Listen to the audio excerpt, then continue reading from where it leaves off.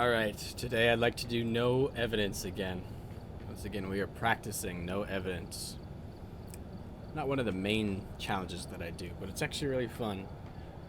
Turns out that no evidence challenges, you are allowed to use the UV light and salts. I was wondering because if you couldn't, that'd be really difficult in my opinion. Take a look at the equipment, and So I'll just do this and this I've also written some notes on the whiteboard. on the crucifix. When it comes to no evidence challenges, let me turn up my headphones a little bit. Such an odd, headphones. Mark. Okay. So when it comes to no evidence challenges, you really have to know your ghost mechanics and so on. The salt tells you things instantly. The crucifix and sanity will tell you things instantly. Ouija board tells you things instantly. What else? Freezing, obviously. The big thing is freezing. So, we need to first find Mark.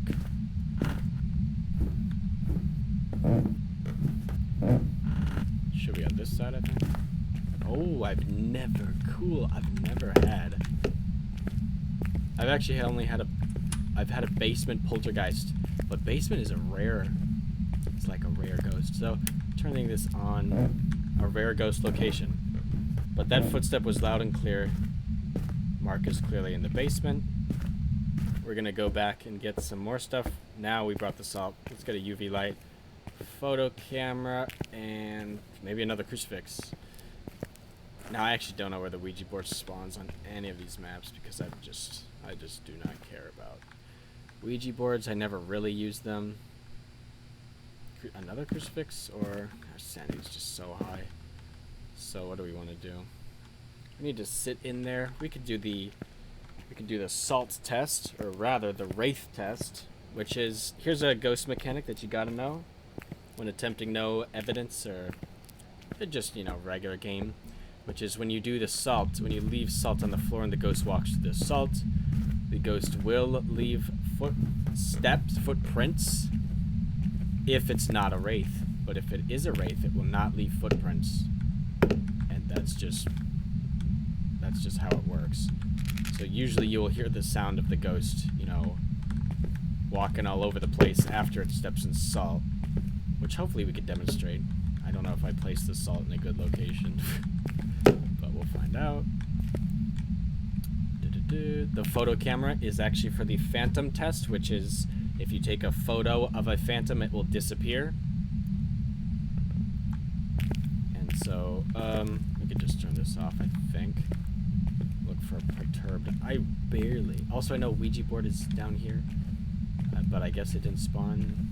I don't really know where else it spawns on this map. Maybe the bathroom over there. Maybe somewhere upstairs.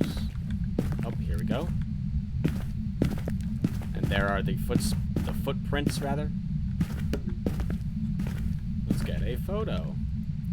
Just for money, so we don't get $0. Oh, I can't shine it on this locker. Obviously, the ghost touched that locker. We don't want evidence, remember? So, we don't want to confirm fingerprints or anything like that. That's too much. Okay, that was a ghost event. So we did the wraith test, and this ghost is not a wraith. We have confirmed not a wraith in 3 minutes.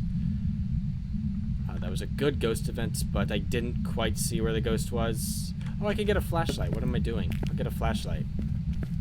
Because I never bring flashlights in for a lot of these challenges. I'm really strict. I feel like if you know the maps well enough, you don't need a flashlight. So, but then it leads to me playing challenges where I can use a flashlight. And of course, now we need to isolate. Interesting point now is we've spent enough time down there, I believe, to say it is not freezing. So if it's not a freezing ghost, we're dealing with really, really hard ones, which is kind of annoying. Let me see if I can find the graph here that I usually use. Here we go. Not freezing, Jinn, Revenant, Shade, Oni, Poltergeist, Spirit. Now the next thing that we can do to further isolate our ghost type is confirm EMF 5 off of an EMF 2 event. Then it will get to Jinn, Revenant, Shade, Oni, and oh god, this is going to be kind of hard. Yeah. So anyway, another thing to note is sanity. So we're at 85, 83 approximately. Looks like we're... Okay, I think we're 84. Now we'll bring in this and maybe some more candles. Maybe? Maybe not.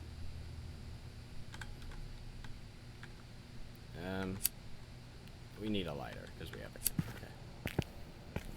So now we get to do crazy things. We don't want to... We're going to do a Poltergeist test, which I don't know if you saw the last video, but it was hilarious. Poltergeist used its ability and threw all the items in the surrounding area. And that is the Poltergeist ability. So we can get some items. Another thing that we want to... What was that? I don't know. Another thing that we might want to think about doing is... well, of course, we have a camera, so Phantom Banshee Test. The Banshee has this ability to hunt at whatever sanity you are at, which means it could hunt now. Now, the good thing is, this is like the best place to hide, as long as you don't talk. I don't know if they made that update yet, but that is a real mechanic. If you hold the thing shut, it will... Okay. Freaking me out over here. I've never really had basement ghosts. What? Basically. But the Banshee's ability is... Why does this can look a lot bigger? Oh, man. That is funny. That is like a bigger can. It's funny. I can't get over it anyway. And I can't throw it the way I want it to. Darn it. Give me a sign, Mark. Oh my god. So the Banshee will hunt at any sanity. The big thing that does it actually is if you stand within the line of sight of the Banshee for 20 seconds, it'll do the hunt thing, I believe. Some crazy mechanic like that. But we use our crucifixes as markers to see if a ghost has attempted to hunt us. If the ghost hunts, and we return to the van, and we see our sanity's like 20, then what might have happened is the Jinn might have used its ability a million times, and the Jinn's ability is to come within 3 meters of you and drain your sanity by 25%. And so that's a thing that has happened before. Another thing we do want to confirm is EMF 5, so let's get the ghost to give us a sign. Mark, give us a sign. Oh, this is good. Mark, give us a sign. What else can I use exactly? The not freezing EMF 5 ghosts are really tough because they're distinct, but 2 of them are distinct in a way that you don't really want to test. Now, usually revenants throw a lot of crap. So do poltergeists. I think a poltergeist would have done something crazy. There are so many things down here to throw, like this. Let's not confuse myself here. And all that, and the cock, and stuff over here, hammers. So yeah, we need a sign. That's a big thing. Give us a sign, Mark. That was good. Thank you. And now what we do is we return to the van. You don't have to. But if you want to really be specific, if you really want to be accurate, rather, you need to narrow down your ghost type to the smallest number that you can before you make your guess. So that happened about 20 seconds ago. We'll see if that was EMF 5. It wasn't. It was EMF 2 plus 1. That's that. Sanity is pretty good. So we have no positive evidence that the Jinn has used its ability. If we pretend it's a Jinn, which I don't think it is, for no particular reason. I have no evidence to believe it's a Jinn.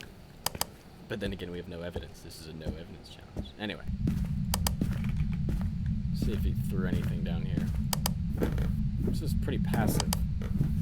So now we have to deal with the hardest thing to differentiate, which is a Shade and an Oni. I mean, these ghosts are just... I don't know. There's no real test for the Shade and the Oni. The Oni apparently throws things at like really far and powerfully, like. But there's, I've never really seen that.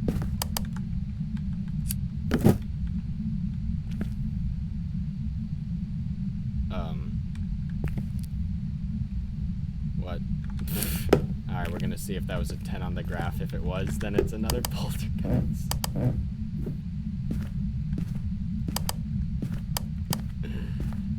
What? Maybe it's just a really passive poltergeist?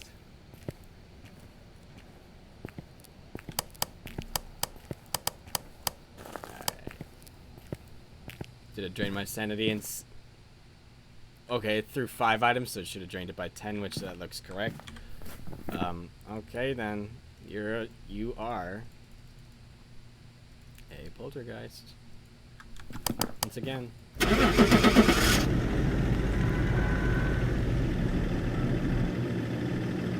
Okay. I'll stop the time when we see that we are correct, which I know we're 100% correct. There we go. Welcome back. That was another ghost mechanic, which is funny because Poltergeist probably should have thrown stuff. There's a lot of stuff to throw in the basement. When you pile all that stuff together, and the ghost throws like more, I don't really know if there's a magical number. The big thing is to pile a lot of stuff, because if the ghost throws all of it, then it's a poltergeist. Because poltergeist, their ability is to throw all the items in their vicinity, and that they threw 5 paint cans I had on the ground.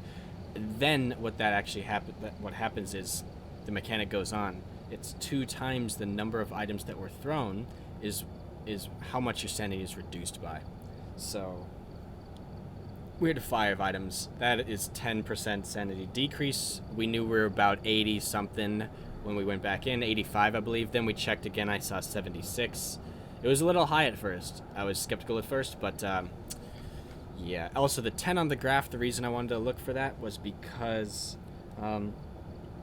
when a ghost throws an item that's EMF 2, if it's not an EMF 5 ghost, I mean, it's always EMF 2 unless it's an EMF 5. There's just a probability that it's EMF 5, but we're just going to say that an item throw is an EMF 2 like event. Produces EMF 2, the ghost threw, multiple items at once at the same time, which means it'll go straight up to 10 because the EMF 2 will add on the graph all the way up. And so that's kind of what I was looking for.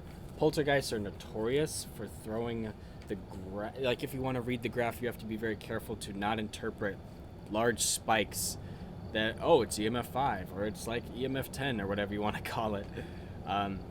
It could be a poltergeist throwing a lot of objects at once and then causing the graph to go nuts, and it looks like it's a high spike in EMF 5 when it's really not. So that's another thing. But good job we did that no evidence run in 10 minutes.